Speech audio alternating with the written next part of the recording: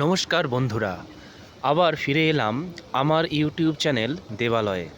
বেশ কিছু টেকনিক্যাল কারণের জন্য ভিডিও আপলোড করা হয়নি, তার জন্য প্রথমেই দুঃখিত।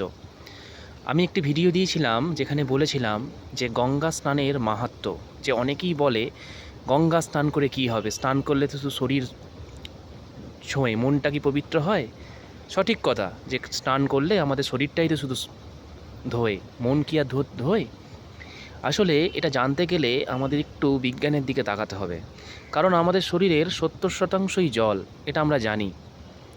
অর্থাৎ এই জল যখন শরীর যখন কোনো সুন্দর পবিত্র নদীতে আবগাহন করে, তখন ওই ভেতরের জলও কিছু অংশে প্রভাবিত হয়। এই কারণেই প্রাচীন মুনি ঋষিরা বিভিন্ন স্নানের পরামর্শ দিয়েছিলেন।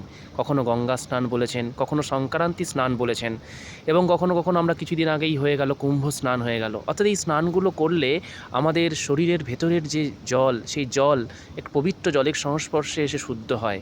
তাই তাই এত জলের স্নানের এত মাহাত্ম্য।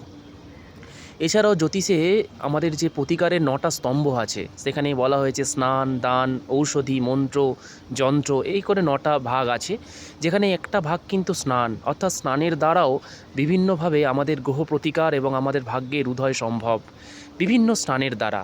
তো আমি আমার নেক্সট ভিডিওতে এই কী স্নান করলে কি গ্রহকে শান্ত রাখা যায় এবং কি প্রতিকার হয়, এই বিষয়ে আমি ভিডিও একটি বানাবো। আজকের মতো এই পর্যন্তই।